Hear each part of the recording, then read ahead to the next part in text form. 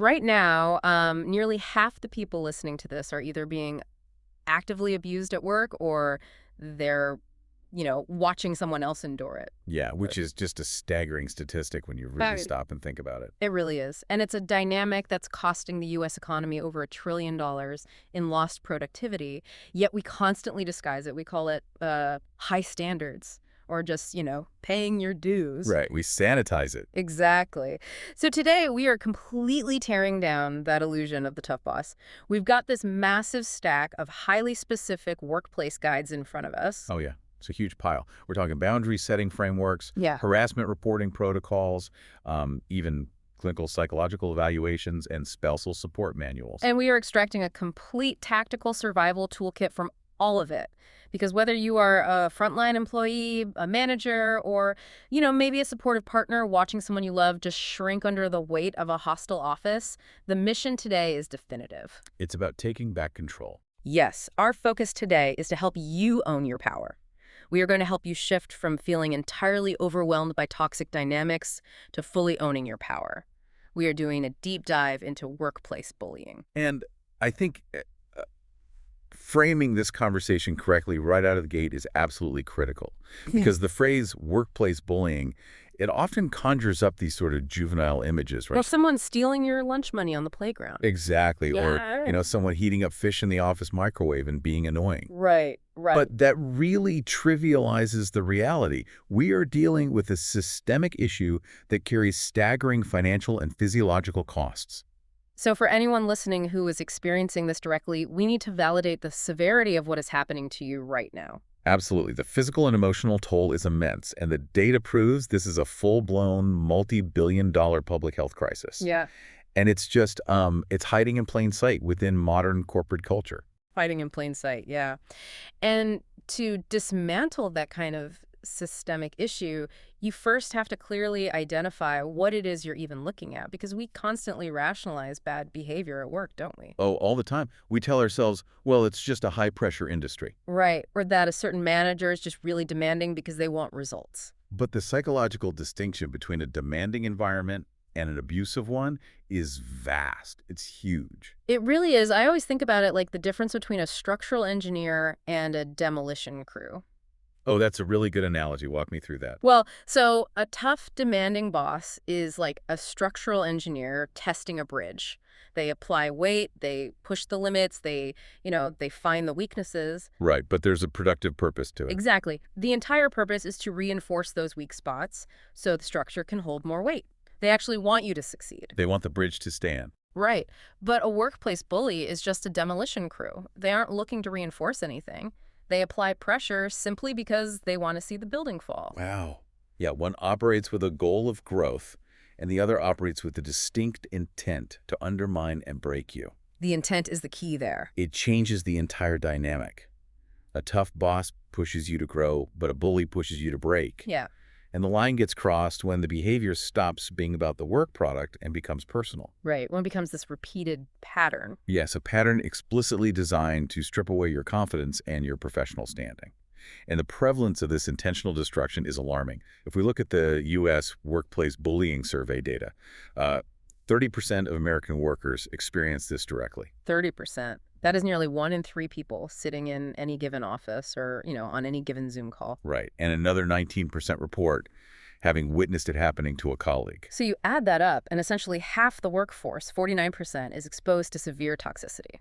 And yet, because it's so often masked as, quote, aggressive management. Or brushed off by HR with phrases like, oh, well, that's just the culture of the sales team. Exactly. Because of that, it goes completely unchecked. Which means we need to remove the mask. We need to get incredibly specific about what this actually looks like in practice so you can own your power and spot it. The documentation we reviewed breaks down 10 specific signs and types of workplace bullying. Yeah, and we should look at the mechanisms behind these tactics, starting with probably the most overt one, which is verbal abuse and public humiliation. Yelling, condescending remarks, name-calling. It's the classic Hollywood caricature of a terrible boss. It's the most recognizable, sure, but it's rarely an isolated behavior. Public humiliation like being mocked or severely criticized in front of colleagues, instead of receiving feedback privately, it's a highly calculated move. Because they're not just correcting a mistake. Right. Exactly. The bully is performing for an audience.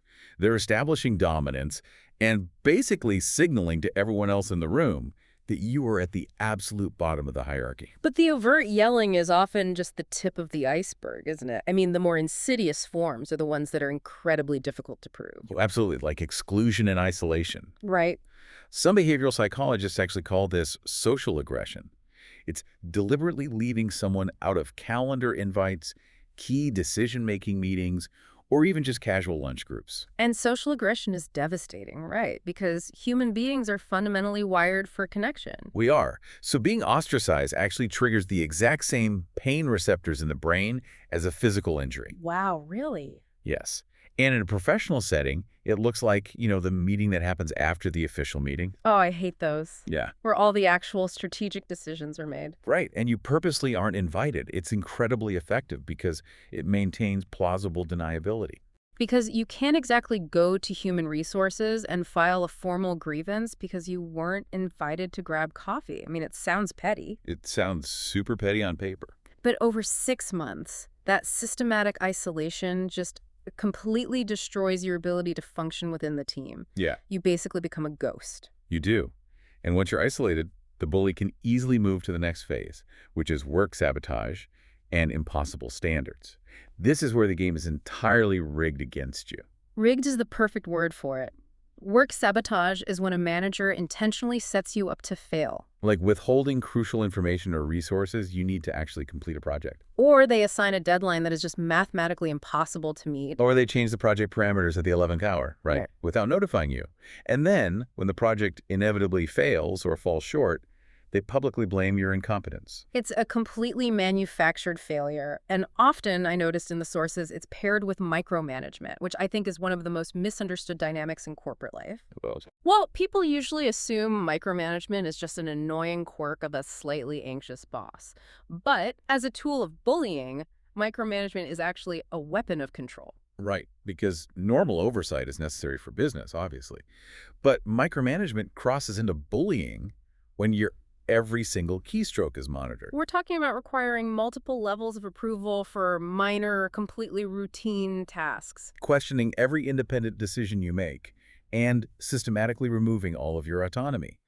The psychological objective there isn't quality control at all. No, the objective is to create absolute dependency. It's to dismantle your professional confidence until you're second-guessing your own basic competence. And while you're busy second-guessing yourself, the bully is perfectly positioned for the next tactic on the list, which is credit stealing. Ugh, this one makes me so angry. This is where the real material damage to your career happens. Yeah, you put in the late nights, you build the strategy, you create the slide deck, and the bully just takes it, presents it to upper management as their own brilliant epiphany, and reaps all the financial and reputational rewards. Your contributions are completely erased. Exactly.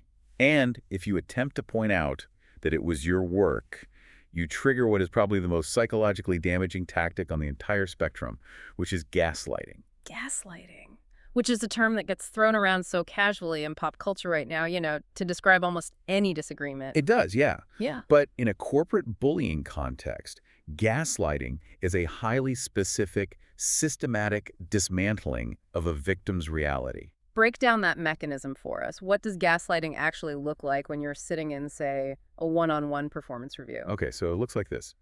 You finally muster the courage to raise a concern about the impossible deadlines or the stolen credit. And the bully doesn't just disagree with you, they deny the events ever occurred. They rewrite the history. Completely. They rewrite the entire narrative to make you the variable that is broken. They will look you dead in the eye and say, "I never said that," or "You are entirely misremembering that meeting." Wow. Yeah, they tell you that you're too sensitive, that you're imagining things, or that your reaction is just unprofessional. They use their authority to override your memory to the point where you actually start to wonder if you're losing your mind. It really is psychological warfare. They create immense self-doubt to your face, and then behind your back, they engage in spreading rumors to isolate you even further. Right, they circulate gossip about your personal life, maybe your mental stability or your character. And the goal there is to ensure that if you ever do finally speak up, the rest of the team already views you as unreliable or dramatic. Exactly. It's preemptive character assassination. which brings in the digital component because, we don't just leave the office at 5 p.m. anymore. Sadly, no. Digital harassment means the bullying follows you right into your living room. The midnight emails. Yes. The midnight emails demanding immediate responses, the passive-aggressive call-outs in public Slack or Teams channels. Oh, and using digital presence tools to constantly monitor if your status is, active or away. It creates this panopticon effect. It's the feeling that you are always being watched, so you can never actually power down your nervous system. And when you pair that with subtle physical intimidation, like maybe them standing too close to your desk, blocking a doorway, or making veiled threats about your contract renewal, the environment just becomes a pressure cooker. And the mechanism that keeps the lid tightly secured on that pressure cooker is retaliation. Right. Because the moment you attempt to set a boundary or push back or escalate the issue to HR, the bullying intensifies. Or suddenly, miraculously, you find yourself placed on a performance improvement plan for mysterious infractions that just never existed before. Retaliation is the trap. It is the lock on the cage. So, knowing all of this, looking at these 10 incredibly destructive mechanisms, a massive question emerges. If 30% of the workforce is enduring this, and another 19% is watching it happen, why is there such deafening silence? Why do we tolerate a system that operates this way? Exactly. Well, the silence is maintained by very rational, very valid fears. The primary driver is simply economic survival. The vast majority of people literally cannot afford to lose their income, their health care, or their retirement contributions. Right. You have a mortgage, you have kids. Exactly. Second is the fear of being permanently labeled a difficult employee or liability. In tight-knit industries, that reputation can follow you for a decade. Yeah. Furthermore, there's this deep, historically justified fear that human resources will ultimately side with the bully, especially if that bully is generating significant revenue for the company. But the research makes a really tough, unavoidable point here. Silence acts as the bully's permission slip. By not addressing it, the entire organization normalizes the pathology. They do. And if the moral or psychological argument isn't enough to make corporate boards care, we have to look at the macroeconomic impact. The financial destruction caused by tolerating this behavior is astronomical. It really is. The macroeconomic data is just staggering. The Society for Human Resource Management, SHRM, released a workplace civility report analyzing the cost of toxic workplace culture, which is overwhelmingly driven by these bullying dynamics. And what did they find? Over a 5-year period, toxic culture costs U.S. employers an estimated $223 billion strictly in turnover costs. $223 billion with a B. Yes, just from the sheer volume of people physically leaving the building because they can no longer endure the environment. And turnover is just the visible tip of the iceberg, right? Absolutely. Gallup's State of the Global Workplace report measures disengagement. The people who stay in their jobs but completely check out mentally and emotionally just to protect themselves. Quite quitting, basically. Exactly. And they attribute roughly $1.9 trillion in lost U.S. productivity to this kind of disengagement. $1.9 trillion. The blindness of corporate leadership to these numbers is just astonishing to me. You constantly see executives tolerating a vicious director because that director, quote unquote, gets results. Right. They push the engineering team to launch the software on time, or they hit their quarterly sales targets. So the C-suite turns a blind eye to the screaming, the sabotage, and the fact that the director's department has a 40% turnover rate. They throw a parade for a manager bringing in $5 million in revenue, completely ignoring the fact that this exact same manager is contributing to a $1 trillion drain in lost productivity and rehiring costs happening right under their nose. What's fascinating here is that it's the very definition of a false economy. The company bleeds money through hidden costs, but the individual victim bleeds their health. Yes, let's pivot to that. Because the clinical data regarding the physical toll on the human body is where this conversation gets incredibly dark, but also, I think, incredibly validating for anyone listening who is currently in the thick of it. It is validating. Let's look at the physiological toll, because there's a revelation in the research that completely reframes how we view workplace toxicity. Right. There was a comprehensive meta-analysis, which, for context, is a massive study that aggregates the data from dozens of other independent studies to find undeniable, overarching patterns. Right. It was published in the Journal of Organizational Behavior by researchers Hershkovitz and Barling. And what did they find? They found that workplace aggression from supervisors actually has stronger negative associations with employee well-being than sexual harassment. Okay, let's unpack this. Stronger negative associations with employee well-being than sexual harassment. That finding frequently shocks people. It does, but to understand why, you have to look at the mechanism of chronic stress. Workplace bullying is a daily, inescapable, prolonged stressor. It just does not relent. Let's get into the biology of that. What is actually happening to the human body when you log into a hostile environment 8 hours a day, 5 days a week? Well, you have to look at the amygdala, which is the part of the brain responsible for processing fear and threats. Right. The human nervous system evolved to handle acute stress.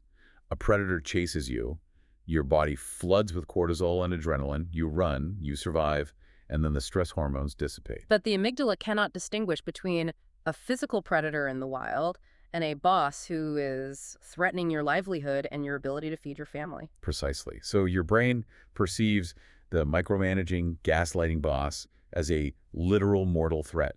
Your brain sounds the alarm, flooding your system with cortisol and adrenaline. But because you can't physically fight your boss and you can't run away without losing your paycheck, those stress hormones have nowhere to go. Exactly. You remain in a perpetual chronic state of fight or flight. And cortisol is highly toxic to the body over long periods. It causes severe systemic inflammation. Which perfectly explains the cardiovascular data from the sources. The British Medical Journal data shows a 59% increase in cardiovascular risk for employees experiencing chronic workplace stress. A 59% increase. That is insane. Prolonged cortisol exposure is literally inflaming the arteries. Your heart is actually giving out because of your manager's behavior. And the clinical outcomes extend far beyond the heart. Yep. Victims of workplace bullying are twice as likely to develop clinical depression. Twice as likely. Yeah. And research by Heinz Lehmann shows that 40% of bullied employees develop actual, diagnosable PTSD symptoms. We're talking about hypervigilance, severe insomnia, and intrusive flashbacks to meetings or confrontations. This is a fundamental rewiring of the nervous system due to chronic trauma. Yeah. It's not just feeling stressed out. I want to pause here for a second and speak directly to you, the listener, because if you are dealing with a toxic work dynamic right now, and you're experiencing physical symptoms, if you are waking up with debilitating migraines, if you have chronic gastrointestinal issues, if your chest feels tight and you just can't catch your breath every Sunday night as Monday approaches, your body is not failing you. No, not at all. Your body is functioning exactly as it was biologically designed to function in the presence of severe danger. These symptoms are not signs of emotional weakness. They aren't a sign of an inability to hack it. They are physiological alarm bells. Your biology is screaming at you that you are in an unsafe environment. And that biological breakdown really explains the ultimate heartbreaking cost outlined in the data. 62% of bullied workers ultimately lose their jobs. More than 6 in 10. Whether they are unfairly terminated by the bully as a form of retaliation, or they experience what the law calls constructive discharge, where they are essentially forced out, or their bodies and minds simply break down and they have to resign for their own physical survival. That is the grim reality, which means moving from simply understanding the problem to actively defending against it is literally a matter of survival. We have to establish the first line of defense. Right, because how do you stop the bleeding in the moment? Before you launch a formal HR grievance, how do you handle the attack in the boardroom or on the Zoom call? How do you own your power in real time? We use the philosophy of professional boundaries. Specifically, the approach championed by clinical psychologist Dr. Henry Cloud. His core philosophy relies on 3 words. Clear is kind. But professional boundaries operate on a completely different frequency than personal boundaries, right? Like if my friend is being manipulative, I can say, "You're hurting my feelings and acting like a jerk." I definitely cannot say that in a quarterly review. You absolutely cannot. In personal relationships, we discuss feelings, intent, and emotional impact. In a professional environment, boundaries must be based strictly on observable actions. Okay, observable actions. Yes, you must remove all emotion and character judgment. You never look at a toxic manager and say, "You are a bully and you are targeting me." Even if you have 50 pages of proof that they are. Even then. The moment you use a label like bully or accuse them of targeting, you are debating their intent. And they will immediately flip the script, accuse you of being emotional or unprofessional, and claim they were just providing feedback. So what do you do instead? Instead, you address the undeniable, observable physical action. You say, "When you raised your voice in that meeting, it was not productive. You state an undeniable fact, the volume of their voice, and you establish a professional standard. You give them absolutely nothing to argue with. I love that. And the documentation gives us a toolkit of highly specific, ready-to-use scripts for these exact scenarios. Having these memorized is crucial, I think, because when you're attacked, that amygdala hijack happens. Right, your brain goes into fight or flight, your prefrontal cortex, the logic center just shuts down, and it is nearly impossible to formulate Yeah. a calm, perfectly professional comeback in real time. So preparation bypasses the panic response. Let's look at the mechanics of these specific scripts. Let's take scenario 1, public criticism. The bully calls you out, demeans your work, and tries to humiliate you in front of the entire department. What's the script? The suggested script is, I'd prefer to receive feedback privately. Can we schedule time to discuss this? Okay, now, my immediate pushback here is this. If a very aggressive VP is laying into me in front of my peers and I tell them I'd prefer to do this privately, aren't they going to see that as insubordination? Won't that put a massive target on my back? It's all about the delivery and the legal protection of the phrasing. If you roll your eyes and storm out, yes, that is insubordination. But if you maintain a completely neutral tone, neutral facial expression, and state, I'd prefer to receive feedback privately, you are doing two things. Which are? First, you are actively agreeing to receive the feedback, which legally protects you from claims that you are refusing direction. Second, you are instantly shutting down the theater of it. Oh, because a bully wants an audience. Exactly. By calmly requesting a private meeting, you are removing their stage. If they continue to yell after you've professionally agreed to discuss it privately, they become the one exhibiting documented, unhinged behavior in front of witnesses. You are forcing them to either act professionally or expose themselves as abusive. That is brilliant. Okay, let's look at scenario 2. Unreasonable demands. They drop a massive, complex project on your desk at 4:30 p.m. on a Friday and demand a full analysis by Monday at 8 a.m. The script for this one is, I want to deliver quality work. Given my current workload, I need to discuss priorities with you to determine what can be reprioritized. This one is so smart because you aren't saying no. Saying no gets you fired for refusing work. You are aligning with the company's objective, which is quality work, but you are forcing the manager to make the operational trade-off. Exactly. You are holding up a mirror to the impossibility of the demand and pushing the logistical burden back onto their plate. Let's do scenario 3. This deals with raised voices or intimidation. What if they are actively yelling or using aggressive body language? The script is very simple. I'm happy to continue this conversation when we can speak calmly. And then you physically leave the room, or you click Leave Meeting on the video call. You just remove yourself from the act of abuse. You've stated your willingness to work, I'm happy to continue this conversation, but you've attached a mandatory condition, when we can speak calmly. Right. What about gossip? A coworker tries to pull you into a toxic rumor mill about another colleague to trap you into saying something negative. The script is, I'd rather not discuss colleagues who aren't present. What can we focus on together? I love that one. It neutralizes the bait immediately, pivots the conversation back to productivity, and establishes a firm perimeter that you are not a safe harbor for their toxicity. And then there's credit stealing. You're in a presentation, and your manager just presented your entire 6-month strategy as their own idea. How do you own your power there? You have to claim ownership politely, but publicly. You say, I appreciate the team's contribution. As the lead on this project, I'd like to walk through the approach I developed. The approach I developed. It reclaims the territory without calling them a liar in front of everybody. But let's be realistic about human behavior for a second. Scripts are fantastic for managing a difficult coworker who might just, lack self-awareness, but a deeply entrenched predatory bully will blow right past these verbal boundaries. Oh, they definitely will. You say, I need to discuss priorities, and they scream, I don't care about your priorities, just get it done.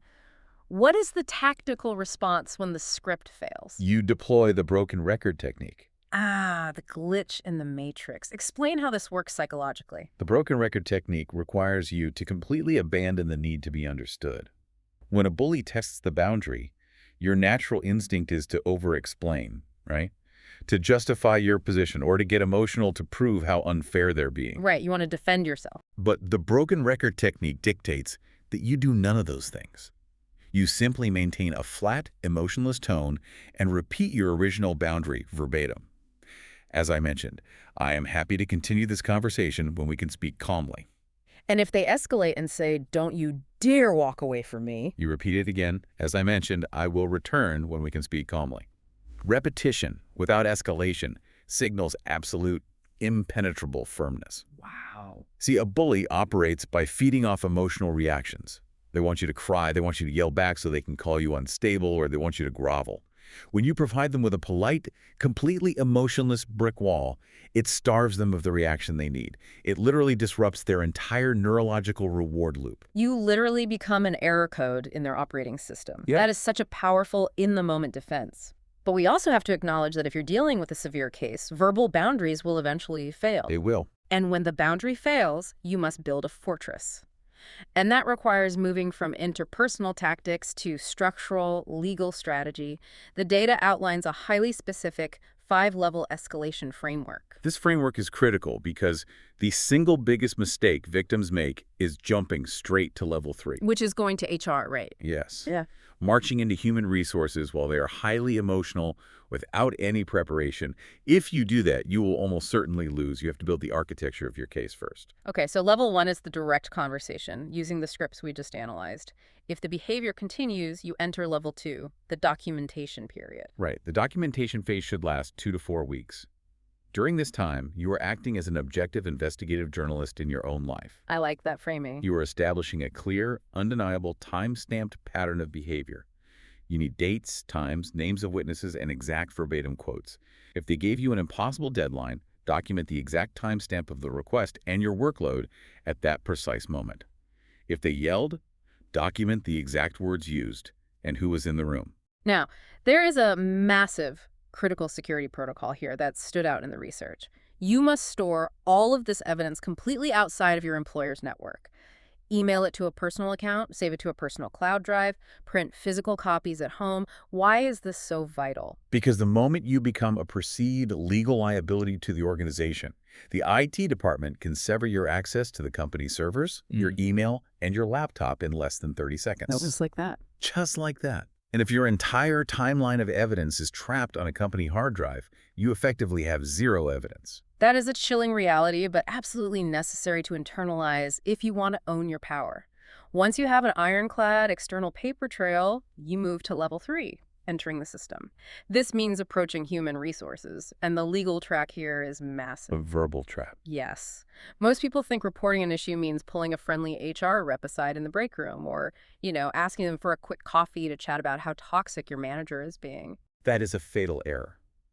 From a legal, compliance, and liability standpoint, verbal conversations with human resources do not exist. They just don't exist. If a complaint is not submitted in writing, it never happened. You have to understand the fundamental function of HR. Human resources exist to protect the company from liability. They do not exist to act as your personal advocate. Right. A verbal complaint leaves no paper trail. It can be easily denied, forgotten, or intentionally misrepresented if the company decides to protect the bully. So the mechanism of reporting must be written. It must be an email, because an email creates an undeniable server-stamped paper trail. The written grievance must be devoid of emotion. Just the facts. Exactly. Yeah. It should include a factual summary of the harassment, the specific incidents with dates and witness names pulled directly from your level 2 documentation, the measurable impact this behavior is having on company productivity, and crucially, the specific actionable resolution you are seeking. And you don't just send it into the void and wait for months. You attach a timeline. You conclude with, I look forward to discussing your plan of action to resolve this within the next 10 business days. Right. You force the compliance apparatus onto a ticking clock.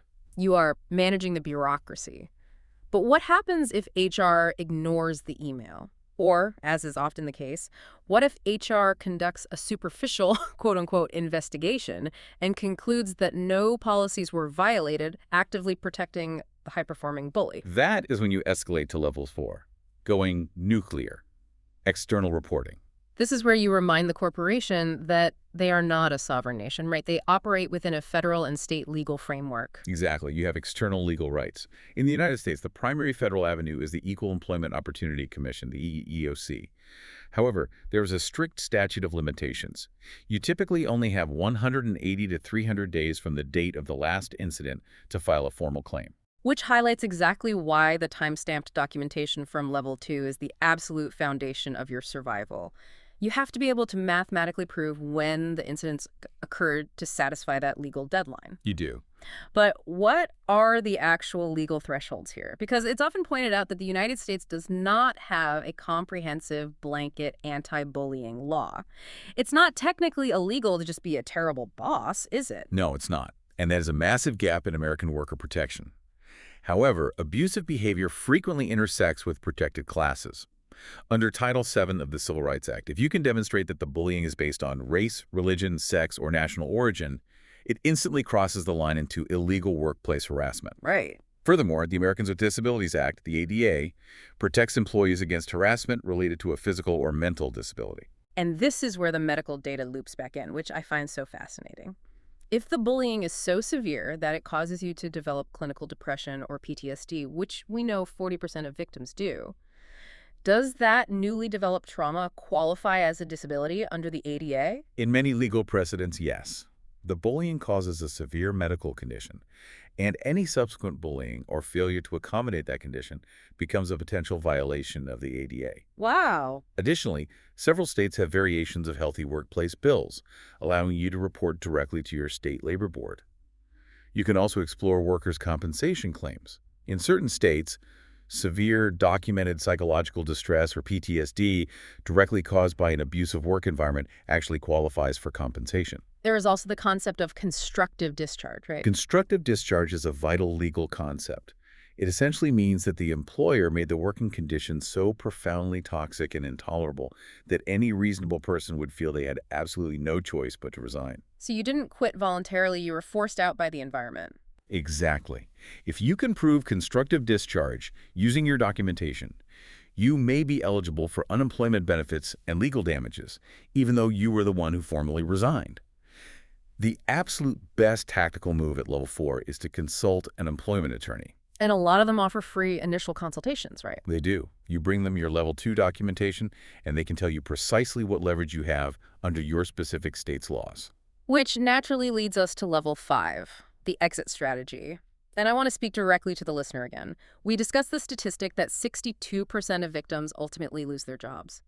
If you reach level 5 and you realize that your organization is systemically dedicated to protecting the abuser, leaving that company is not a failure. It is an act of profound self-preservation. It is the ultimate boundary. Leaving an environment that is actively destroying your cardiovascular health and your psychological stability is a victory.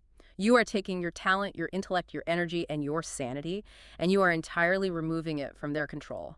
You own your power by walking out the door. I couldn't agree more. And before we transition to the personal fallout of this trauma, we have a responsibility to address any listeners who are in leadership positions, managers, directors, founders. Yes, the people who actually set the tone. You are the architect of the environment. If this is happening under your roof, how do you dismantle it? You cannot rely on boilerplate, generic anti-harassment language buried in an employee handbook. Right, nobody reads that anyway. You must implement specific, enforceable anti-bullying policies with clear definitions of the behaviors we've discussed today. You must build multiple independent reporting channels so an employee never finds themselves in the nightmare scenario of having to report abuse to the very manager who is abusing them. And most critically, you have to hold your rainmakers accountable. A high-performing bully is still a bully. If you allow your top sales executive to verbally eviscerate the marketing team because they hit their quarterly quota, you are broadcasting a loud, undeniable message to your entire organization. You are telling them that basic human dignity is a commodity, and the price is whatever that executive's revenue target happens to be. It breeds a culture of fear, it destroys psychological safety, and ultimately, it destroys trust. And that destruction refuses to stay confined within the four walls of the office. Which brings us to Section 5, the collateral damage. When we talk about the $223 billion in turnover or the doubled risk of clinical depression, we have to recognize that these statistics do not clock out at 5 p.m. They definitely don't. Work trauma follows the victim home. It sits on the couch. It disrupts dinner. It gets into bed with them. How does this systemic abuse alter the lives of the people who love the victim? It fundamentally alters the entire ecosystem of a family. The research provides a vital, often overlooked perspective designed specifically for the spouses and partners of those being bullied, because recognizing the spillover effect is the necessary first step. Right. Because we all experience bad days at work. Everyone occasionally comes home exhausted and vents about a frustrating project or an annoying client. That's just the baseline of having a job. Exactly. But the spillover from workplace bullying is entirely different. It is. The sources outline clinical signs that spouses must watch for. You are looking for fundamental systemic changes in your partner's personality. Is your normally vibrant, energetic spouse suddenly withdrawn, completely depleted, and staring at the wall? Yeah, the personality shift. Is their sleep architecture severely disrupted? Are they waking up at 3 a.m. in a state of panic, sweating, unable to breathe? Do they begin dreading Monday morning on Saturday afternoon? When you witness the specific pattern of physical and emotional deterioration, it is not just a bad day at work, it is the manifestation of a traumatic environment. And as a spouse, watching someone you deeply love shrink and wither under that kind of pressure is agonizing. You watch their confidence evaporate in real time. And the immediate, desperate biological instinct of any loving partner is to jump in and fix the threat, right? You want to shake them and say, just quit. Walk in there tomorrow, hand in your laptop, and tell them you were done. Or you want to say, you need to march down to HR right this second and demand an investigation. Which is totally understandable. But the psychological literature provides incredibly counterintuitive advice here. It is counterintuitive, but it is brilliant and necessary. The literature emphasizes that victims of workplace bullying are already being systematically gaslit, micromanaged, and controlled at work.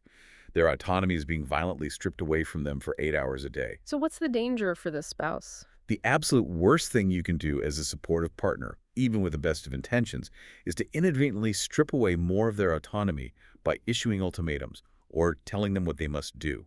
They need validation, not another authority figure barking orders at them. That makes so much sense. So let's explore the mechanics of that support.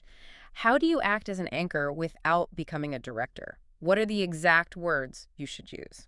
You start by simply listening, without attempting to fix the logistics. You look at them and say the most powerful, grounding words a person in trauma can hear. I'm so sorry this is happening to you. I am right here. You actively validate their reality. Yes. Remember the gaslighting mechanism we discussed earlier? They are being told every day at work that they are the problem, that they are crazy, that they are incompetent. You have to be the counterweight to that lie. Right. You say, I see how incredibly hard you work. What this person is doing to you is abusive, and it is not okay. You are not crazy. And then you ask a crucial, empowering question. Do you want my advice right now, or do you just need to vent and have me listen? You are intentionally giving them a choice. You are re-empowering them to dictate the terms of the conversation. Yes, you restore a small piece of the control that the bully has stolen. And the guidelines are fiercely clear on what phrases to completely avoid. You must never say, well, at least you have a job, or it could be worse, look at the unemployment rate, or just try to keep your head down and ignore them. Those phrases, while usually well-intentioned attempts to find a silver lining, are deeply minimizing. Yeah. To a nervous system currently experiencing trauma, hearing, at least you have a job, sounds exactly like you were saying their suffering isn't valid. Or worse, that they should be grateful for their abuse simply because it comes attached to a direct deposit. So beyond providing that deep emotional validation, what does practical, tactical support look like from a partner? A spouse cannot walk into the corporate headquarters and fight the bully on their behalf. No, but a spouse can absolutely help construct the fortress we discussed in Level 2. When a victim's brain is flooded with cortisol, their executive function is impaired. It is incredibly difficult to organize data and spot logical patterns. So the partner can help with the documentation. Exactly. A spouse can sit down at the kitchen table and say, let's take 20 minutes and write out exactly what was said in that meeting today. A second, objective set of eyes helps spot the undeniable patterns of abuse, that the victim might be too traumatized and too close to the situation to see clearly.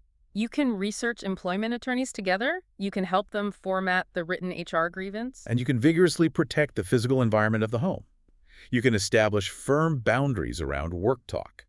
For instance, agreeing, we are going to strategize about this nightmare for exactly 30 minutes. And then we are physically putting the notes away in a drawer for the night so we can actually exist and live our lives. Oh, that's huge. And most importantly, the spouse must act as a sentry, watching for those severe mental health warning signs, the clinical depression, the PTSD symptoms, and gently helping the victim find a licensed therapist to process the trauma before it deepens. But in discussing the support system, we have to address the mental health of the spouse as well, don't we? We have to talk about caretaker burnout. Supporting a partner who is being systematically bullied, I think of it like being the scaffolding erected around a crumbling historic building. You cannot actually put the bricks back into the wall for them, only they can rebuild the structure, likely with professional therapeutic help.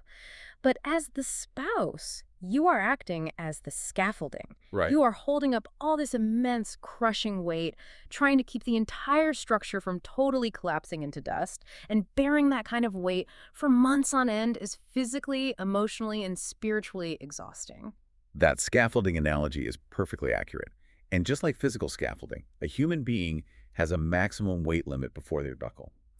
The psychological literature strongly validates the spouse's need to establish their own boundaries. Which means? It means it is perfectly acceptable and, in fact, necessary for the survival of the relationship for the spouse to say, I love you, I am entirely on your team, and we will beat this, but I need a break from talking about your manager tonight because I am feeling completely overwhelmed. Because you cannot pour water from an empty cup. If the scaffolding collapses, the whole building goes down. Exactly. The spouse must cultivate their own independent support system. They need a trusted friend, a counselor, or a faith leader, someone outside the blast radius of the trauma whom they can talk to, so they aren't absorbing 100% of the workplace toxicity in a vacuum. Because ultimately, you cannot save your partner from the bully, but you can stand next to them, remind them of who they actually are before the gaslighting started, and help them find the door. Help them own their power again. Yes. So let's bring the entirety of this deep dive into focus. We have traversed an immense amount of ground today. We started by drawing that definitive structural line between a tough, growth-oriented boss who acts like an engineer and a toxic, destructive bully who acts like a demolition crew. We confronted the staggering reality of the macroeconomic and physical costs, the $223 billion in turnover, the $1.9 trillion in lost productivity, The doubled risk of clinical depression. the terrifying 59% increase in cardiovascular disease driven by chronic cortisol exposure. We armed you with the clear as kind scripts to disrupt the bully's matrix in real time, utilizing the broken record technique to starve them of the emotional reaction they crave. We walked through the rigorous 5-level escalation framework to build an ironclad, externally stored paper trail. Right up to understanding your legal rights under Title VII and the ADA. And realizing that walking away from a toxic system is a victory, not a defeat. And finally, we examined how to fiercely protect your home, your relationship, and your loved ones from the collateral damage. It's a comprehensive survival guide, really. The core message, the undeniable through line running through every single piece of data, every legal strategy, and every psychological script we've discussed today is this. You are not powerless. You have options, you have rights, and you have agency. It is time to fully own your power. And as we conclude, if we connect all of this tactical advice to the broader systemic picture, I want to leave you with a concept that expands on everything we've analyzed today. Oh, I'm ready. What is it? The research clearly states that a high-performing bully is still a bully, and that organizations tolerate them because they operate under the belief that financial results matter more than human beings. But let's take that analysis one step further and fundamentally interrogate the corporate system itself. Okay, let's do it. What if our modern corporate structures aren't just accidentally tolerating bullies due to a lack of oversight? What if these hierarchies are intentionally designed to reward them? Wow, that reframes the entire crisis. Think about the vocabulary we use. Are the traits we consistently celebrate and promote in modern business? Aggressive ambition, ruthless efficiency, disruptive leadership, relentless drive. Are those simply socially sanitized, acceptable terms for bullying? That is a terrifying thought. Do we give sociopathic behavior a corner office as long as it increases shareholder value? And if so, is that massive $1.9 trillion in lost productivity really a failure or a bug in the corporate system? Or is it a direct, unavoidable functioning feature of exactly how we have chosen to define success? That is a phenomenal, unsettling question. Are we actively breeding and financially rewarding the very toxicity we claim we want human resources to fight? I want you to really ponder that question as you log on or head into your next workday. Look around your organization. Look at who gets promoted. Ask yourself what behaviors are actually being rewarded, not just what the employee handbook claims is valued. Because once you see the reality of the structural design, you stop blaming yourself for the cracks in it. You see the system for what it is. Exactly. Returning to where we began, When you finally see this toxic behavior for what it truly is, when you understand the biology of your stress and the calculated mechanics of their control, the illusion breaks. The damage they have caused you is real, it is undeniable, but most importantly, it means you can finally start setting the boundary, treating the wound, and healing. Document everything. Protect your peace. And own your power. We will catch you on the next deep dive.